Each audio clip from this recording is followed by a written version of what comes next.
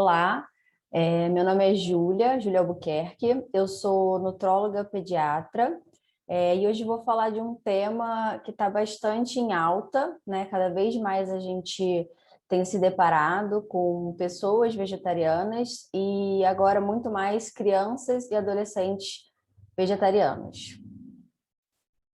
E por que falar de vegetarianismo, né? Por que esse assunto é tão importante?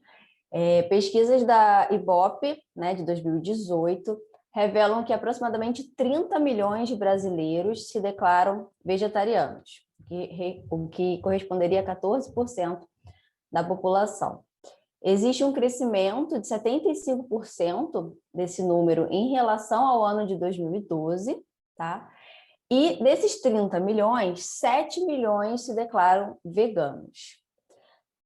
Nos Estados Unidos, aproximadamente 1% das crianças de 8 a 18 anos se declaram veganas. A gente ainda não tem esses dados aqui no Brasil, mas a gente consegue ter, através desse dado americano, uma estimativa de quantas crianças veganas também existem aqui no Brasil. Existe um crescimento importante do mercado, né, do vegetarianismo. Quando a gente vai ver, 63% dos brasileiros eles já falam que querem reduzir o consumo de carne, né? E se a gente for ver, aproximadamente 50% da população americana já faz pelo menos uma refeição vegetariana por semana. Então, isso representa também um crescimento importante, né, do vegetarianismo no mundo. Além disso, no Brasil, aproximadamente 240 restaurantes são veganos.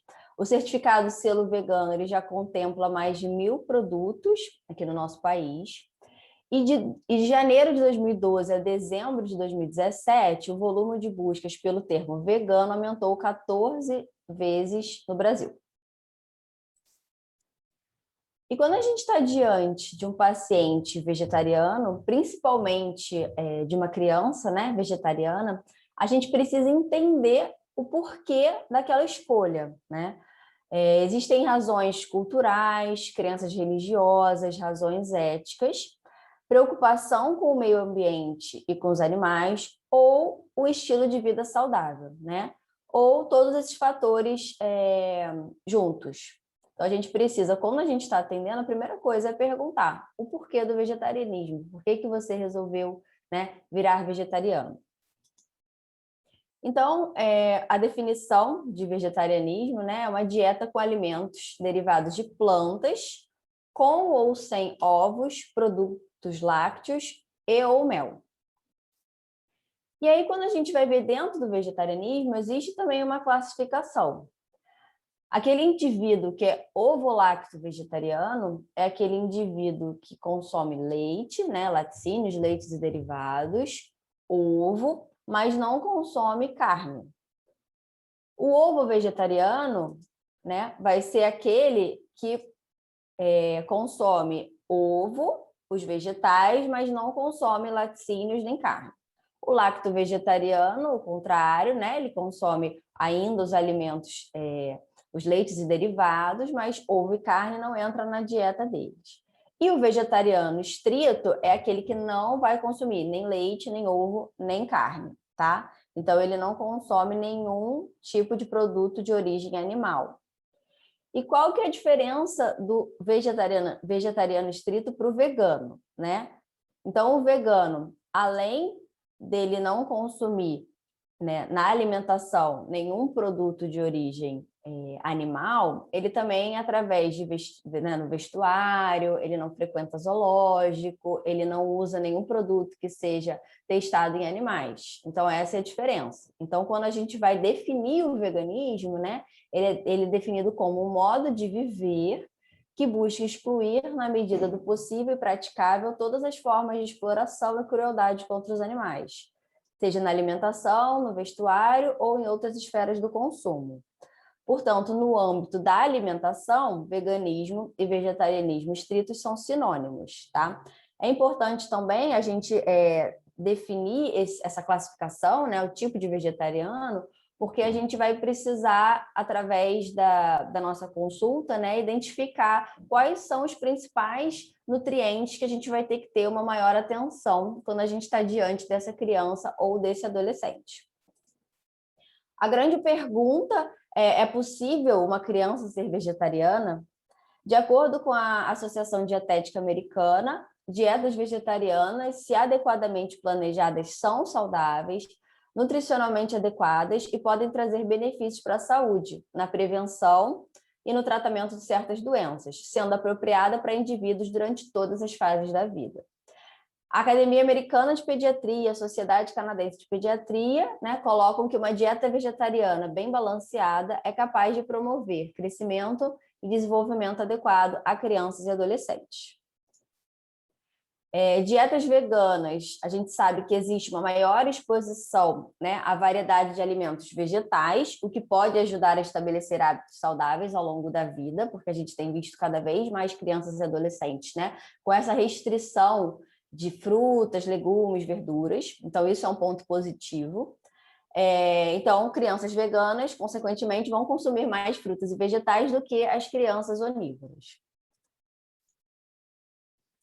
Porém, quanto maior for a restrição dietética, maior é o risco de deficiência nutricional. Então, a gente tem que estar atento, né, a quais são esses nutrientes. Então, todos os profissionais de saúde que vão aconselhar famílias ou pacientes vegetarianos devem ajudar a identificar boas fontes, principalmente de vitamina B12, zinco, cálcio, ferro, proteínas e ômega 3, né, que são os nutrientes que a gente tem que mais se preocupar, que a gente vai ver aqui ao longo da aula, e orientar a exposição solar adequada e suplementar quando for necessário. Então, em relação às considerações nutricionais, né, que a gente precisa ter, a gente vai falar um pouquinho de energia, dos macronutrientes, das vitaminas e dos minerais. Então, quando a gente fala em energia, a necessidade energética total é a mesma, né? Tanto de crianças vegetarianas quanto em crianças onívoras. A diferença, e o que a gente tem que ter, na verdade, uma atenção maior, é em relação à capacidade gástrica.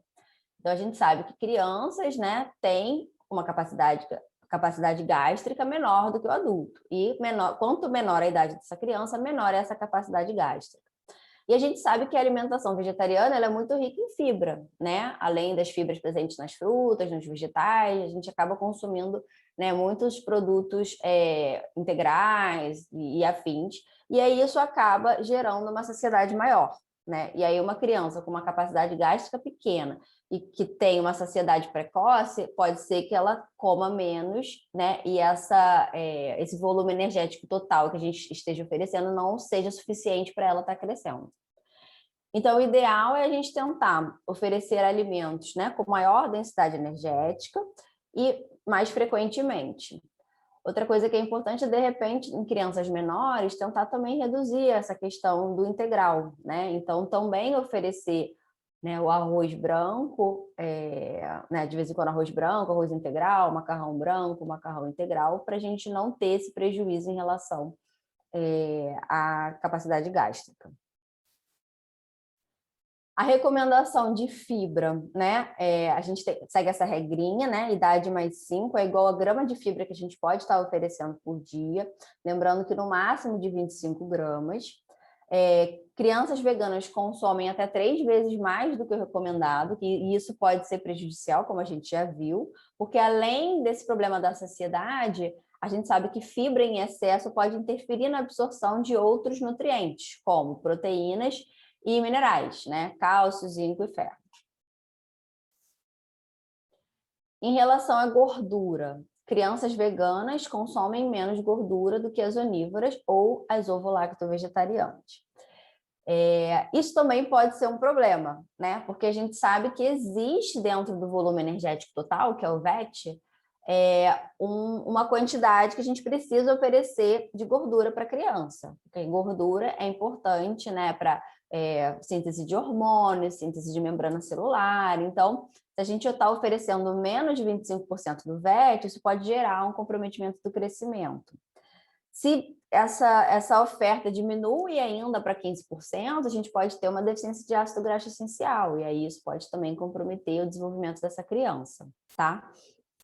Além disso, acaba que as crianças vegetarianas, né, e veganas, elas têm um consumo maior de ômega 6 em relação ao ômega 3, né? Que o ômega 3 é o ácido alfa-linoleico. A gente quer que uma relação né, indicada, né, proporcional, seja de 5 de ômega 6 para 1 de ômega 3. E quando a gente vai ver essa proporção em crianças vegetarianas, elas podem chegar até a 44 para 1, né? E qual que é o problema disso? Porque quando a gente tem essa relação muito aumentada, a gente pode levar a um prejuízo da formação de DHA. O DHA, né, a gente sabe que o ômega 3 é precursor de EPA e DHA. O DHA, como a gente vai ver um pouquinho mais para frente, ele é importante para a formação de retina do sistema nervoso central. Adultos e crianças maiores, né, têm a capacidade de converter o ômega 3 em DHA. Mas crianças pequenas vão ter a atividade dessas enzimas menor, então a gente tem que oferecer direto o DHA. Tá? Então, como eu disse, o ômega 3 ele é precursor de EPA e DHA e ele é importante para a formação de retina do sistema nervoso central. Então, como existe esse prejuízo na transformação do ômega 3 em DHA, é recomendado que de 6 meses a 3 anos de idade, a gente né, suplemente DHA 100 miligramas dia. Se a gente não está suplementando, a gente tem que lembrar que o aleitamento materno, a mãe tem que estar suplementando, tá? Ou na fórmula infantil que a gente está oferecendo, tem que ter essa quantidade de DHA. E também que a gente ofereça 1 a 2 porções de alimentos ricos em ômega 3. E a partir de 1 ano de idade, a gente ter atenção onde está sempre ofertando, né, 2 porções de alimentos ricos em ômega 3 para essa criança, para a gente não ter prejuízo de ácido graxo essencial. As principais fontes, né, de EPA e DHA vão ser os peixes e as águas marinhas.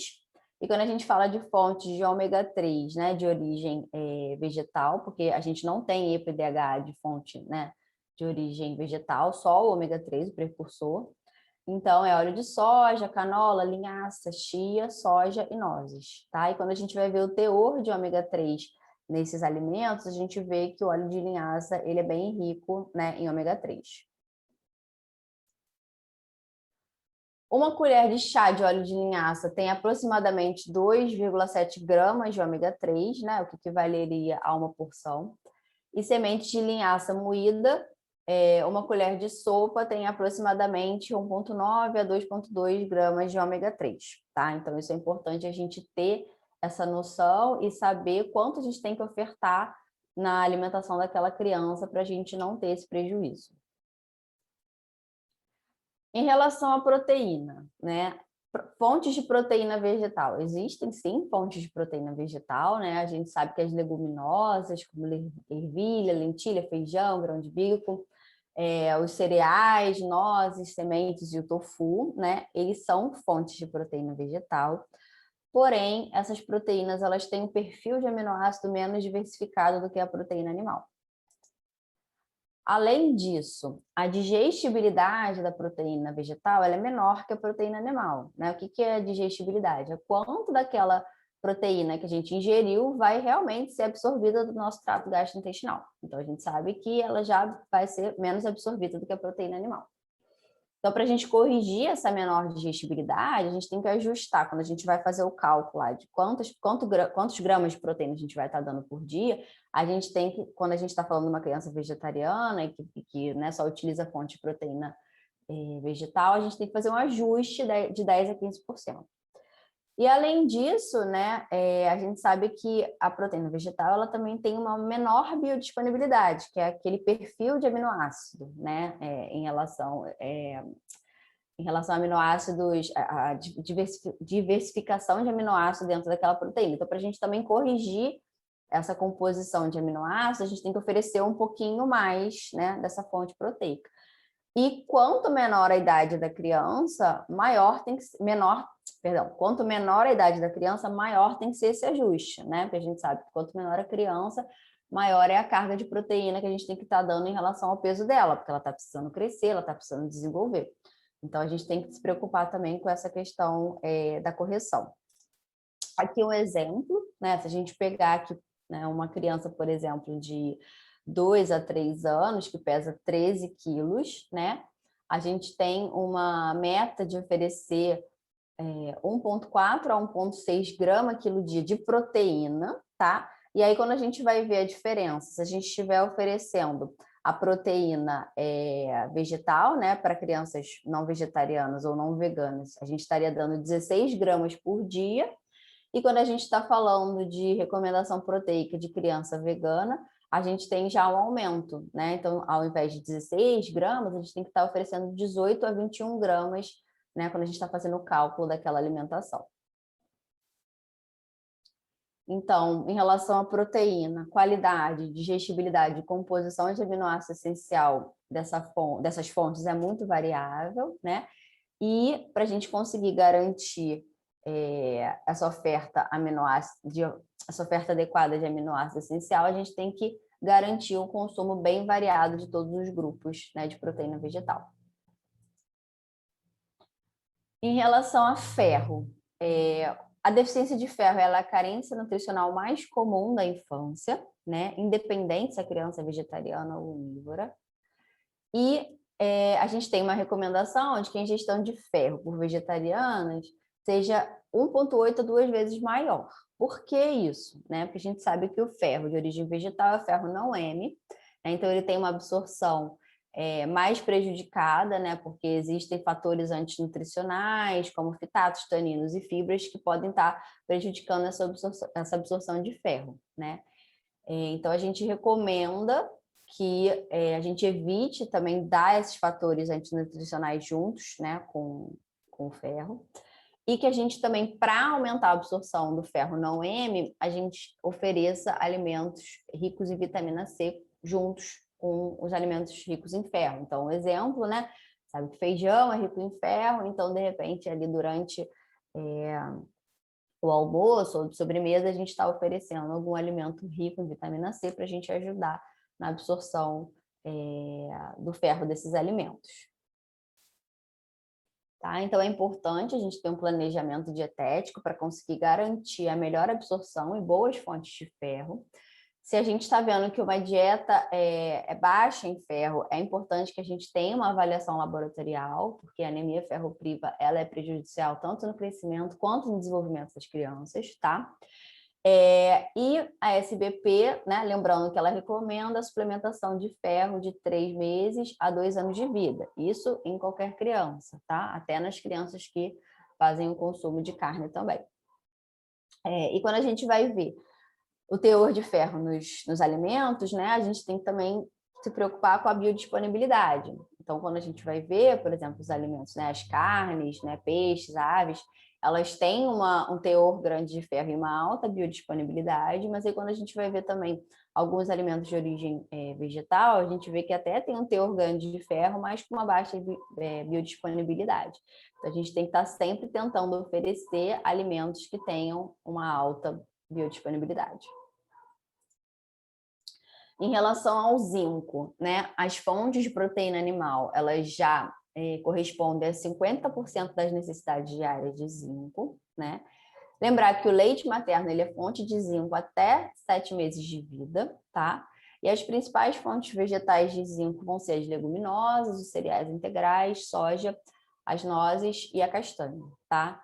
Ele também tem uma biodisponibilidade reduzida quando a gente oferta junto com alimentos ricos em fitato, né? Então, a gente tem que ter uma preocupação maior, né, de ofertar o zinco para vegetarianos estritos, principalmente. Mas a deficiência de zinco é rara, né? E não existe nenhuma recomendação para a gente suplementar. Então, a gente tem que ficar só atento, né, a alguns sinais de deficiência de zinco e ver naquela alimentação se a gente está oferecendo de forma adequada. Lembrar também que a vitamina C, ela aumenta a absorção, então seria interessante a gente estar oferecendo junto com alimentos ricos em zinco, vitamina C também. Aqui o teor de zinco, né, nos alimentos, para a gente ver, e aqui está a recomendação, né, de acordo com a faixa etária. O cálcio é outro nutriente importante quando a gente está falando de crianças, né, vegetarianas, a gente tem que ficar também com bastante atenção. A gente tem que procurar oferecer os vegetais que são baixos em oxalato, né? O oxalato ele é prejudicial na absorção de cálcio. Então, os principais vegetais baixos, né, vão ser o brócolis e a couve, né? Porque esses alimentos que são ricos em oxalato, espinafre, beterraba, feijão e também os ricos em fitatos, eles vão diminuir a absorção de cálcio. Então, a gente também tem que ficar atento, né, na hora de planejar a alimentação dessa criança. E lembrar também que a vitamina C, né, aumenta a absorção de cálcio e, obviamente, a lactose, mas a lactose normalmente não vai estar presente, né, o leite, na alimentação dessas crianças. Então, pensando em cálcio, ferro e zinco, né, vitamina C junto com os alimentos. Aqui o teor de cálcio também nos alimentos, né? Também olhar a biodisponibilidade, então a gente vai ver o leite, né? Ele é um alimento riquíssimo em cálcio, com uma biodisponibilidade alta, né? E quando a gente vai ver também o brócolis, ele também tem uma alta biodisponibilidade, né? E a couve, que todo mundo fala, ela realmente ela tem um teor grande de cálcio, né? Por 100 gramas de alimento, mas a biodisponibilidade não é tão boa quanto a do brócolis, por exemplo. Na impossibilidade do aleitamento materno, fórmulas infantis à base de proteína hidrolisada de arroz ou proteína hidrolisada da soja vão ser alternativas, né? Lembrar que no Brasil as fórmulas à base de soja só são autorizadas a partir de 6 meses, tá? Após o desmame, a gente tem que garantir fontes adequadas de cálcio para essa criança. E a criança vegana que não consome alimentos com boa disponibilidade desse mineral tem que receber suplementação, preferencialmente entre as refeições, para a gente ter uma absorção maior. Os lacto-vegetarianos, eles normalmente consomem grande quantidade de leite derivado, então isso não seria uma preocupação, tá? E lembrar que o teor de cálcio do leite materno não é afetado se a mãe é vegetariana, tá? Então, a gente vai ver um pouquinho mais para frente em relação a mulheres que amamentam e são veganas, né? Mas a gente sabe que é importante a gente suplementar a mãe para ela não ter falta, tá? Mas o organismo, ele dá um jeito, se a mãe está deficiente, o organismo dá um jeito de tirar dela e colocar para o leite. Então, assim, para o bebê não vai fazer tanta diferença, mas para essa mulher, né, para essa mãe, pode fazer. Então, a gente tem que ter essa atenção. E aqui a recomendação de acordo com faixa etária, né, de miligramas de cálcio que a gente tem que oferecer por dia. Em relação a leites vegetais, né? Acho que isso é um tópico bastante importante, porque a gente tem visto muitas pessoas prescrevendo leites vegetais sem ter o menor conhecimento em relação a essas fontes, né? E acaba que tem muita informação errada, enfim. Então, acho que isso é importante. Lembrar que, né, de acordo com o Códex Alimentar, leite é aquele alimento proveniente de glândula mamária de um animal, né? Então, aveia, amêndoa, ervilha, não tem glândula mamária. Então, a gente não poderia estar classificando esse alimento como leite, tá? E isso confunde as pessoas, né? Que acabam comprando esses alimentos achando que a composição é similar do leite, não é. No primeiro ano de vida, não é recomendado que use leite vegetal, tá? Então, o que a gente tem que estar ofertando ou é leite materno ou fórmula infantil, porque já foi comprovado, né, que existem efeitos adversos do uso indevido desses leites. Alguns deles, baixo peso, baixa estatura, kwashiorkor, que é um tipo de desnutrição grave, tá? Distúrbios hidroeletrolíticos, cálculos renais, deficiências nutricionais graves. Então, todos esses sintomas estão associados ao uso indevido desses leites vegetais nessa faixa etária menor de 1 ano. Quando a gente vai ver em relação, né, ao leite de vaca, existe uma diversidade de composição dessas bebidas à base de proteína vegetal. Então, quando a gente vai ver em relação à proteína, eles têm um teor muito diferente, tanto em relação ao leite, tanto quanto entre eles, gordura, cálcio, enfim. Então, a gente tem que tomar bastante cuidado quando a gente está diante desses alimentos. Em relação à soja, né? Lembrar que fórmula infantil à base de soja é diferente de leite de soja, tá? Então, a fórmula infantil, ela segue toda uma recomendação. Os leites de soja, não, né? A bebida vegetal à base de soja, ela tem uma composição totalmente diferente entre as marcas. Então, a gente também não tem que estar oferecendo para essa criança menor de 1 ano, tá? A Sociedade Brasileira de Pediatria, ela coloca que fórmulas de soja, né, só podem ser oferecidas para crianças maiores de 6 meses, tá? Mas a Academia Americana de Pediatria, ela diz que elas são realmente nutricionalmente adequadas e são capazes de promover o crescimento e desenvolvimento normais dos bebês a termo, tá? E que são fontes seguras, né, em relação a crescimento, função metabólica, endocrinológica e neurológica dessas crianças, que não seria um problema a gente estar oferecendo antes dos 6 meses, mas aqui no Brasil a gente tem essa recomendação, tá? Fórmula de soja só a partir dos 6 meses de vida. Em relação à vitamina D, a gente sabe que a principal fonte de vitamina D é a exposição solar e que nenhuma dieta fornece quantidade adequada de vitamina D, tá? Então, as recomendações de vitamina D para os vegetarianos e para as crianças onívoras vão ser as mesmas, tá? Existe também uma recomendação da Sociedade Brasileira de Pediatria de suplementar a vitamina D até o 2º ano de vida, tá? E o que é importante só a gente estar atento é que quando a gente vai oferecer vitamina D para essas crianças, se a gente está falando de uma criança vegana, a gente tem que oferecer o ergocalciferol, tá? Porque o colecalciferol, que é a vitamina D3, ela é derivada de lã de ovelha. Então, né, se é uma criança vegana ou uma família vegana, é interessante que a gente oferecesse a vitamina D2. Vitamina B12. Não existe fonte segura de vitamina B12 de origem vegetal, tá? Então, assim, e até quando a gente vai ver o ovo, por exemplo, que é um alimento vegetal, animal que está presente, né, em algumas crianças, a gente vai ver que a biodisponibilidade de B12 no ovo, ela é baixa, tá? Então, não existe fonte segura de B12 de origem vegetal, tá? Então, todos os vegetarianos estritos e os ovo-lacto-vegetarianos, eles têm um risco de deficiência de B12, tá? Existe uma teoria de que o nosso corpo produz B12, né, a nossa microbiota, e isso seria suficiente para a gente ter níveis adequados de B12. Isso não é verdade, porque existe realmente uma produção de B12 intestinal, tá? Só que lembrar que essa produção, essas bactérias, elas estão presentes no cólon, né? No cólon, que é essa parte aqui do intestino.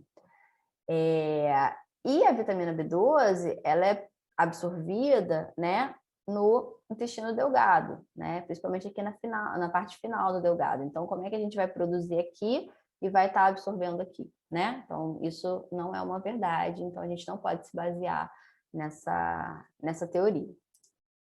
B12, ela tem funções super importantes, então síntese de proteína e DNA, metabolismo mitocondrial, ela é cofator enzimático, tá? E ela é importante também para ativação de ácido fólico e manutenção do folato dentro da célula.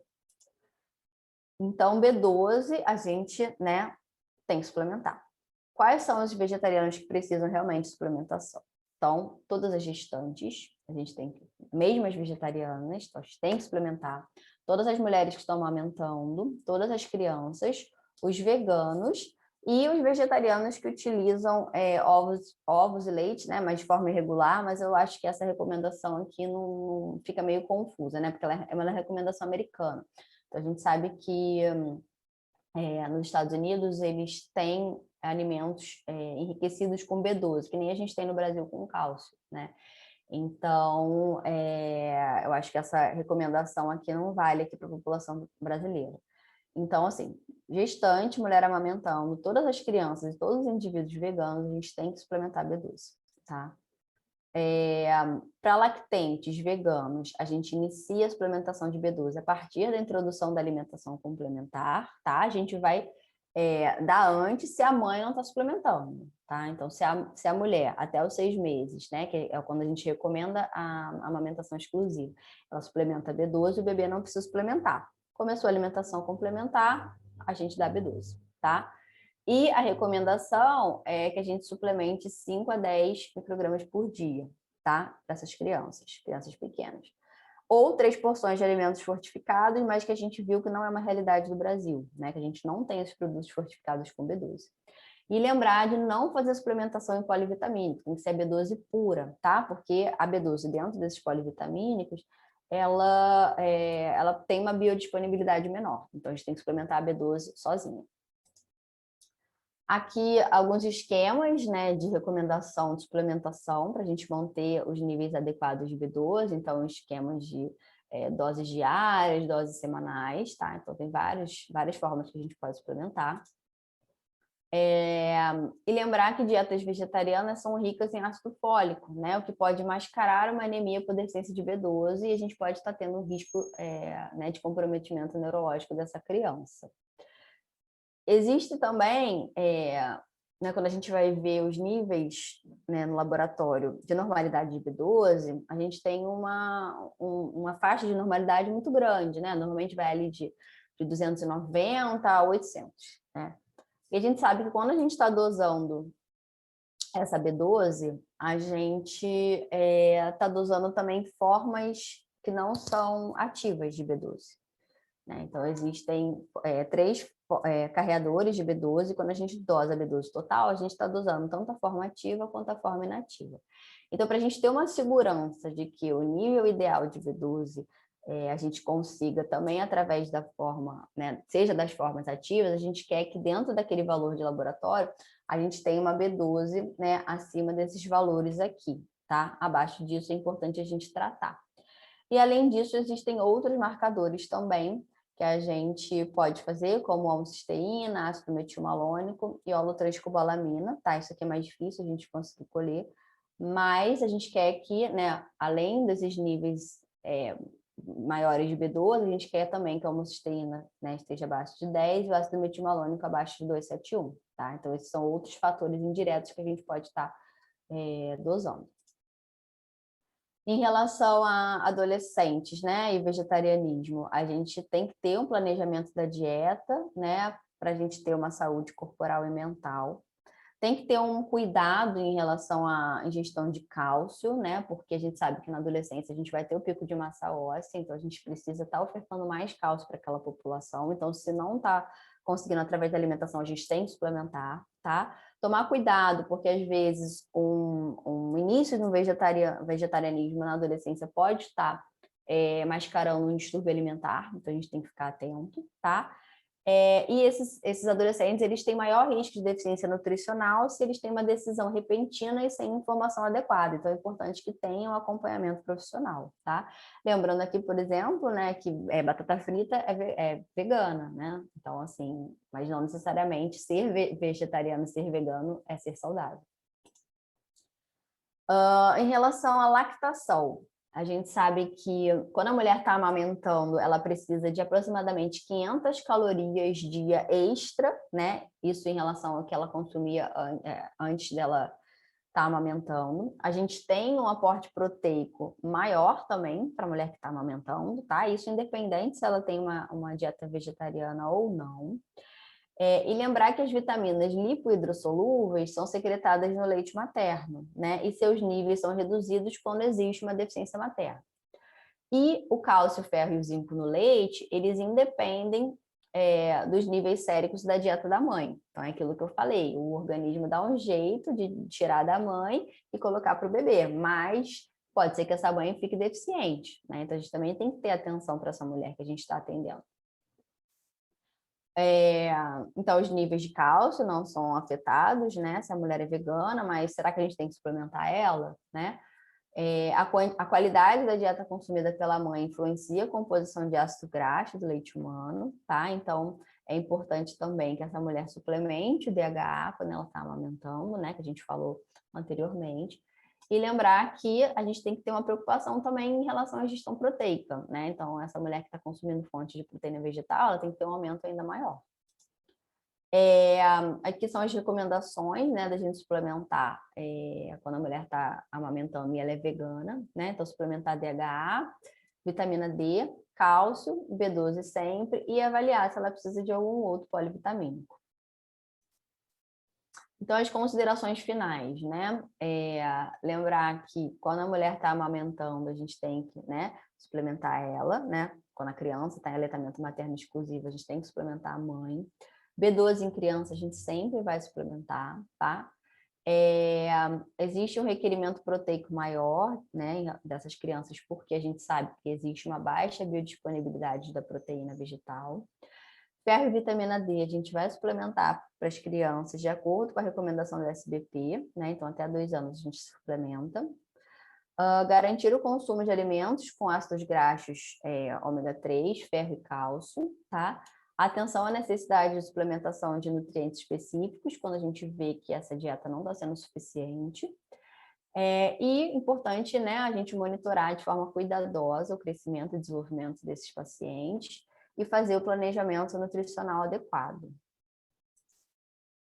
Aqui são exemplos de pratos, né, vegetarianos, né? A gente vê que a gente coloca em relação à recomendação da Sociedade Brasileira de Pediatria para Criança Onívora, a gente coloca, tá vendo, uma maior quantidade de leguminosas e cereais para a gente conseguir ofertar de forma adequada todos os aminoácidos essenciais, tá? E aqui é um exemplo americano também de um prato vegetariano, vegano, na verdade.